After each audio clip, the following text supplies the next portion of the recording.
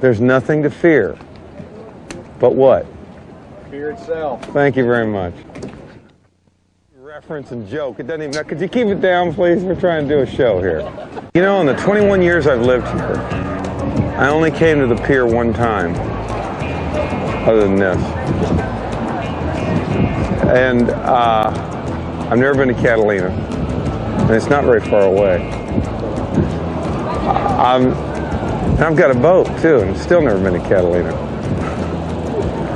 That's a little odd, don't you think? I think that's odd. For a guy with a boat living here 21 years, not going to Catalina, I begin to wonder about me, actually. In fact, I'm wondering about me now. I should have brought my biscuits down here. You know, I think I could cut some of these guys out of some business if I'd bring some biscuits and set up down here on the weekends. We used a recipe that, you know, had a lot of buttermilk in it. And I removed the sugar and replaced it with, well, I didn't personally, I had it done. We took it out and replaced it with a fructose sweetener, because I don't eat refined sugar. Although there are arguments that can be made that fructose is just as bad for you, but you know what? Humor me on this, okay? We made them first for Buck's restaurant opening up in Bakersfield, which I've been to several times. You know what? Interestingly enough, my boat was stuck in Bakersfield for 2 or 3 days. In fact, an outgrowth of a conversation about the boat being stuck in Bakersfield is what led to, eventually, me calling those biscuits Bakersfield Biscuits, because I was eating a biscuit one night at a restaurant with a guy talking about the boat having been stuck in Bakersfield a couple years earlier. We were laughing about that. And I said, I bet this biscuit has sugar in it. Now, you might wonder what that has to do with that boat being stuck in Bakersfield. Give me long enough. What was it talking about? The biscuit. Bakersfield.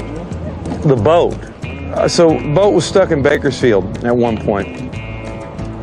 Coming down from Northern California, I bought, it was a boat that was owned by some folks up north, and so we transported it. It's about a 40-foot boat. We put it on a trailer, and they brought it down here.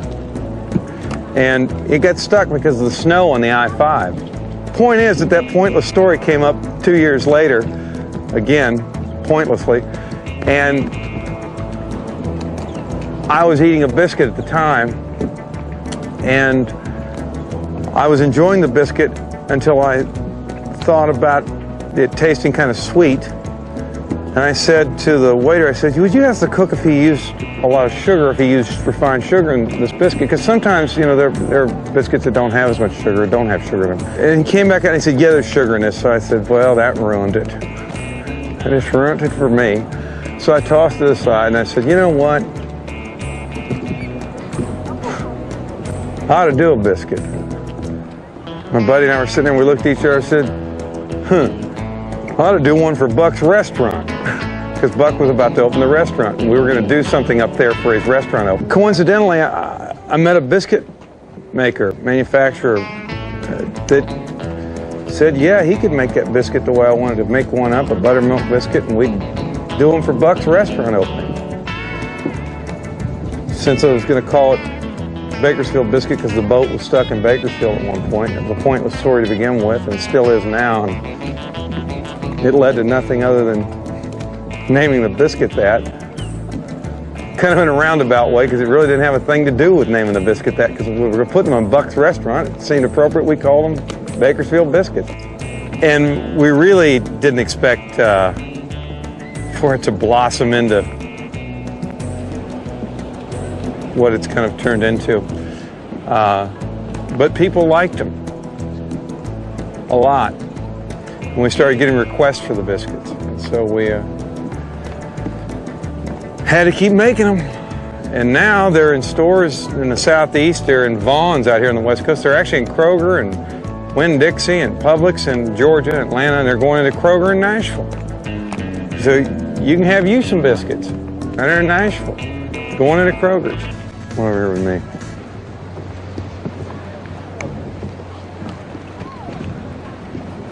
I'm gonna make friends here in the big city. How y'all doing? I'm fine, thank you. Now, where are y'all from? Japan. You're from Japan? Yeah. Have you been to Catalina Island yet? Not yet. I've been here 21 years. I've never been, so don't feel disappointed. Don't feel deprived. Could you please not play that guitar while I'm trying to talk? I'm not going to play it out here anyway. Well, maybe I'll play it. Here, I'll play it. Let me play something. So I don't know. Do you guys know? You probably nothing about me. I don't know. I'm a hillbilly singer. I've lived here in California for about 21 years, and in all 21 years, I've only been to the Pier one other time. Oh. Is there one of my songs you'd like me to play? Yes, please. I want to hear you. Okay. Which one? I have no idea. Oh, I've embarrassed myself now on camera. That's kind of humiliating, isn't it? Solicit requests from an audience that doesn't even know you. That keeps you in place, though, doesn't it? It kind of puts you right in your place. This was one of the first big hits that I had. I wrote this with kind of my background in mind and what I was doing here in California and struggling here. You know, I came here to pursue music and also acting, but I kind of set acting aside and just focused on my music. This was the first album title, and it was one of the first hits I had.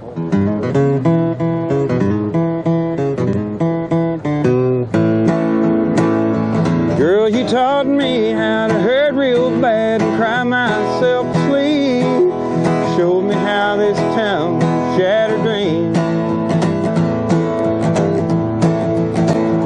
Another lesson about a naive fool that came to Babylon. Found out that the pie don't taste so sweet. Then it's guitars, Cadillacs, hillbilly music, along the lonely streets that I call home. Yeah, my guitars, Cadillacs, hillbilly music, the only thing that keeps me hanging on. Go ahead, join in and sing along with me.